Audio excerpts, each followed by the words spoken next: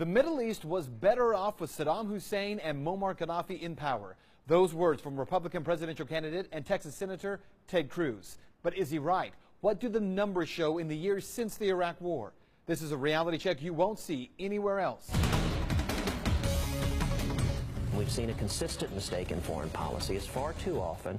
We've seen Democrats and a lot of establishment Republicans in Washington get involved in toppling Middle Eastern governments. Right. And it ends up benefiting the bad guys. It ends up handing them over to radical Islamic terror.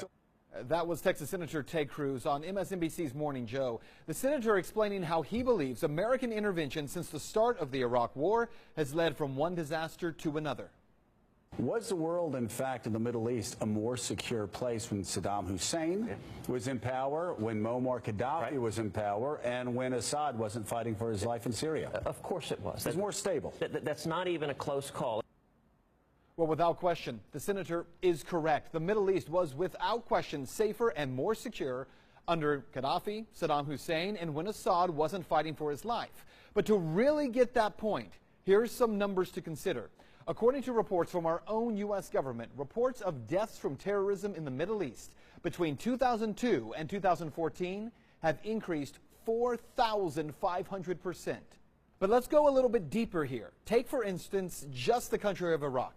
Before the 2003 U.S. invasion, do you know how many suicide attacks there were in Iraq? None. In the country's history, there had never been one. But since the 2003 invasion, there have been 1,892. In Iraq, prior to the start of the Iraq War, there were reportedly just over 1.5 million Christians living in that country. 1.5 million. And yet shortly after the war started, over 1 million of them fled to Syria.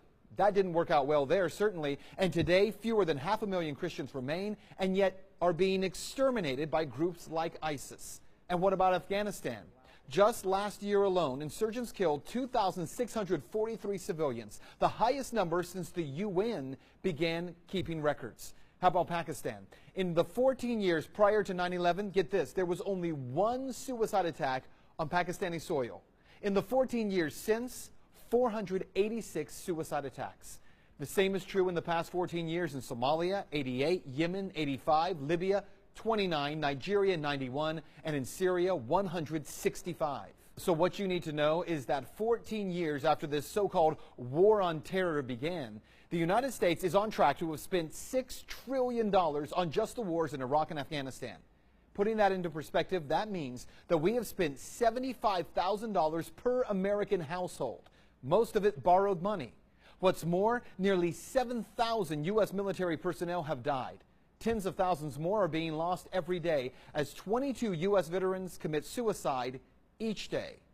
If we're to be honest here, the only thing that the war on terror seems to have brought us and the rest of the world is more war and more terror. That's Reality Check. Let's talk about that tonight on Twitter.